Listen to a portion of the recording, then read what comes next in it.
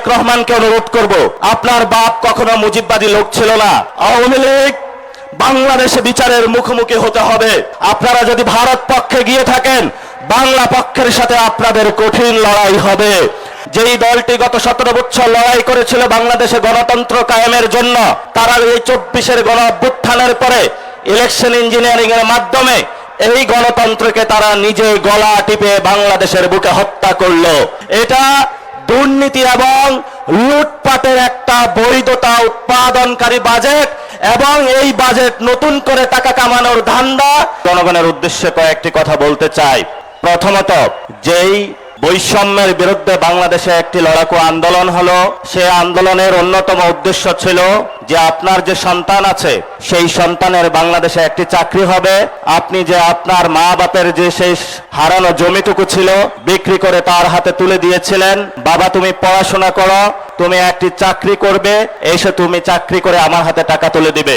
আপনার সেই সন্তানের স্বপ্ন বাস্তবায়নের জন্য আমরা মাঠে নেমেছিলাম, এবং আপনার বৃদ্ধ মা বাবা যিনি অসুস্থ ছিল, আপনার পকেটে টাকা ছিল না, তার চিকিৎসার জন্য যাতে সুস্থ একটি এবং সুন্দর স্বাস্থ্য ব্যবস্থা বাংলাদেশে আমরা প্রতিষ্ঠা করতে পারি, সেই জন্য তেমনি ভাবে আপনার যে সন্তানকে শিক্ষা প্রতিষ্ঠানে পাঠিয়ে থাকেন, আপনার কাছে অনেক টাকা নেই, যারা বড়লোক আছে তাদের কাছে অনেক টাকা আছে, একটি মাদ্রাসা স্কুল কলেজে পাঠিয়ে থাকেন, আপনার সন্তানের একটি ভালো শিক্ষা ব্যবস্থার জন্য আমরা রাজপথে নেমেছিলাম।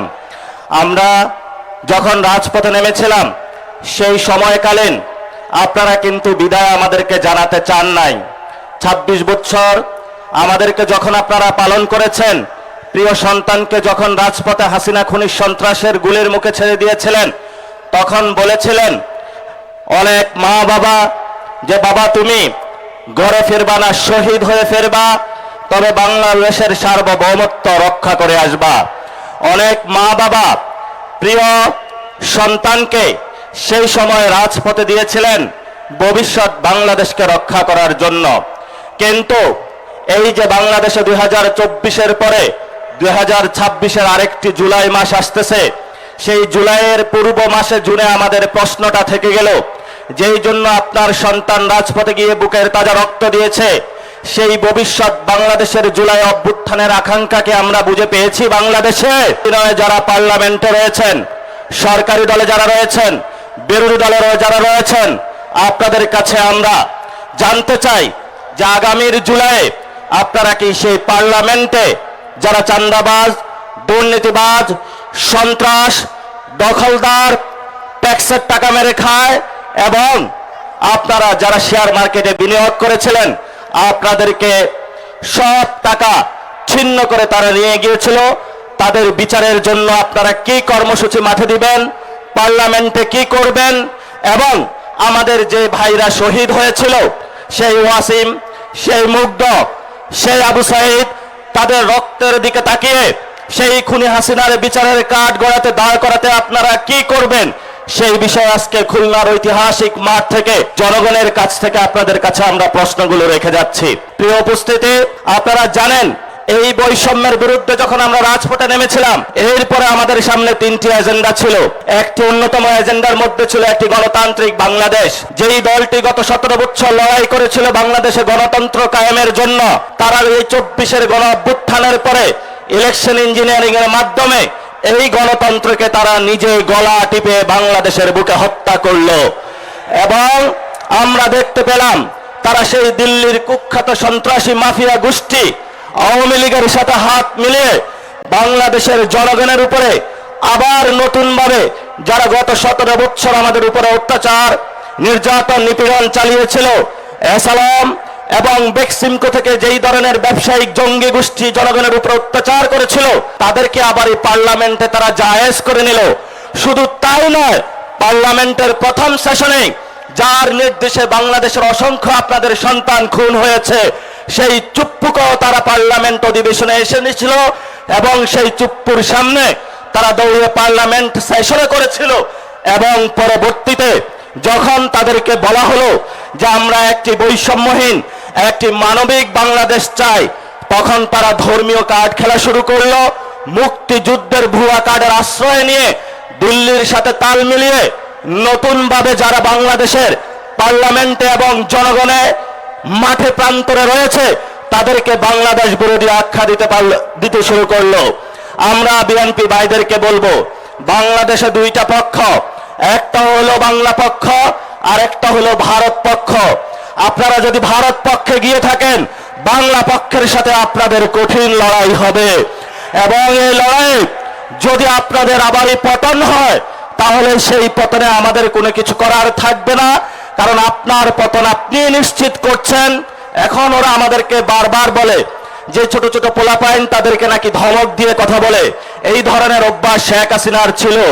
আপনারা দেখেছেন পার্লামেন্টে দেশের অন্যতম প্রতিষ্ঠা আলেম আল্লামা মামুনুল হককে নিয়ে যেই ধরনের আওয়ামী লীগ কুরুচিপূর্ণ মন্তব্য করেছিল, তেমনি ভাবে বিএনপি সরকার আওয়ামী লীগের পথ ধরে একই কুরুচিপূর্ণ মন্তব্যের তারা আশ্রয় নিয়েছে এবং সাথে সাথে তারা যে বিষয়টা জঘন্য কর্মকাণ্ড তারা করলো, তারা দেখলো বাংলাদেশে যতদিন আলেম ওলামা থাকবে, বাংলাদেশে যতদিন ইসলামের পক্ষের লোক থাকবে, বাংলাদেশে যতদিন নীতি নৈতিকতার লোক থাকবে, ততদিন তাদের চাঁদাবাজি সন্ত্রাস দুর্নীতি ভারত নীতির তারা বিরোধিতা করতে যাবে। এই জন্য তারা বাংলাদেশের বাংলা পক্ষের শক্তিতে নিবৃত্ত করার জন্য ক্যারেক্টার আশ্রয় নিয়েছে। যেই পথে তারা আশ্রয় নিয়েছে এই পথটা ছিল শেখ হাসিনার। এই জন্য আমি তারেক রহমানকে অনুরোধ করব, আপনার বাপ কখনো মুজিববাদী লোক ছিল না, আপনার মা কখনো মুজিববাদী লোক ছিল না, কিন্তু আপনি নব্য করে মুজিববাদের পাহারা হয়েছেন।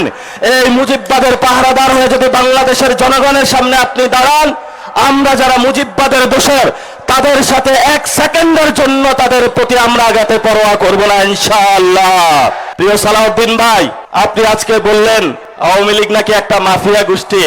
আপনার ঘরে যে আসালামের মতন একটা মাফিয়া গোষ্ঠী লুকিয়ে রেখে আওয়ামী লীগকে মাফিয়া গোষ্ঠী বলেন, আপনার ঘরে আসালামকে লুকিয়ে রেখে আপনি বেনজিরকে দূরতে যান।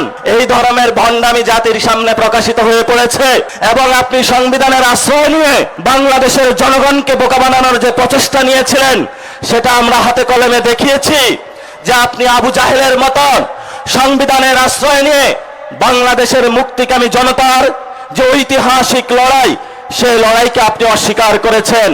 মাননীয় অর্থমন্ত্রী, আপনি বাংলাদেশের সামনে জনগণের সামনে যে বাজেট দিয়েছিলেন, সেই বাজেটের মধ্যে আমার খেটে খাওয়া শ্রমিকের কোনো অধিকার আমি বুঝে পাইনি।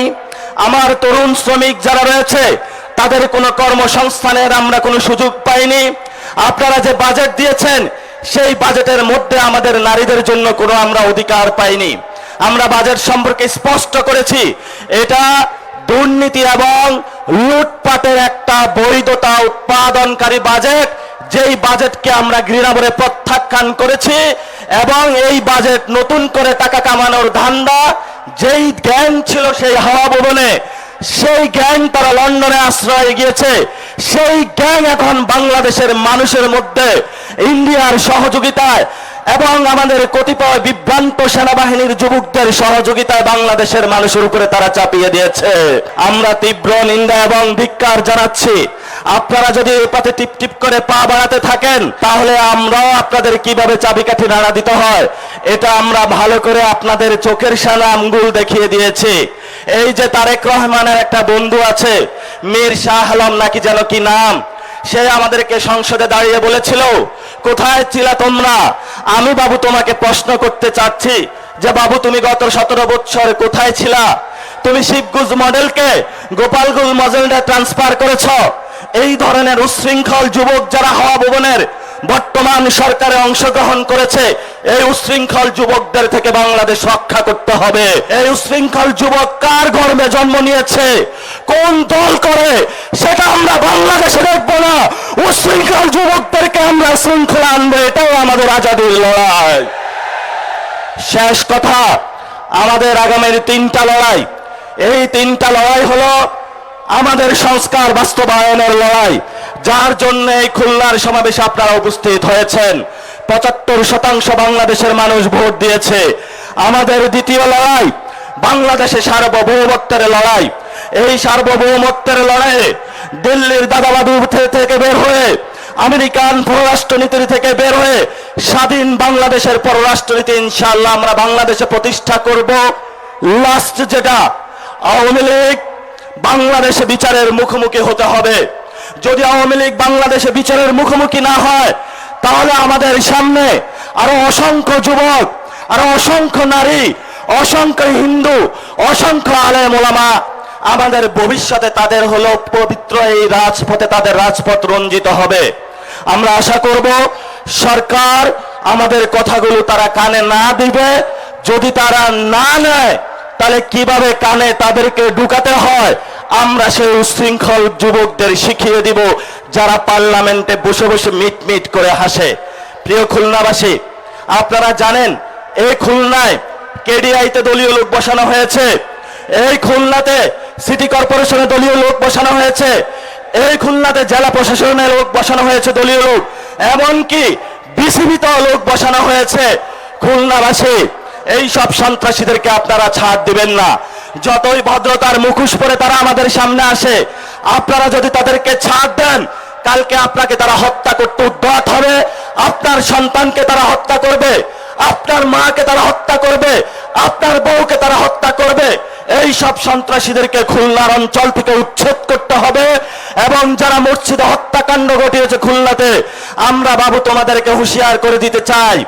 সালাউদ্দিন সাহেব বলে আইন শৃঙ্খলার নাকি অবনতি হয় নাই, তাহলে খুলনাতে কোন বাবু আপনার এই মসজিদের মধ্যে হত্যাকাণ্ড ঘটিয়েছে? সেই দিল্লির দাদাবাদুর গেটুপুত্র সালাউদ্দিনের কাছে আমরা প্রশ্ন রাখতে চাই। প্রিয় খুলনাবাসী, আমাদের সামনে সময় নেই। রাজপথে আমরা বিরোধী দলীয় নেতা যিনি আছেন, আমাদের 11 দলীয় নেতৃবৃন্দ, আমরা মনে করি এখনো ওনারা ঠিক পথে আছেন। মিটিমিটি করে পা করে আমরা সামনে এগোচ্ছি। ওনাদের নেতৃত্বে আপনারা শক্ত অবিচল এবং আপনাদের জায়গা থেকে শক্ত অবস্থান বজায় রাখবেন। দলীয়ের মধ্যে বিভিন্ন সাঙ্গপাঙ্গ অ্যাসাসিনিস্ট ঘুরে তারা আমাদেরকে বিভ্রান্ত করার প্রচেষ্টা চালাবে, বলবে তুমি ইসলাম করো, তুমি কেন এখানে হলো যে ইসলামিক জোট না জামাতে ইসলামে আছো, বলবে তুমি সেকুলার দল, তুমি কেন ইসলামিক জোটে আছো। এই ধরনের বিভ্রান্তি করার অপচেষ্টা তারা চালাবে। এগুলাতে কান দিবেন না। আমাদের উপরে আছে আল্লাহ, আর জমিনে আছে আমাদের বাংলার মাটি। এই দুইটা ধরে ইনশাআল্লাহ আমরা এগিয়ে যাব।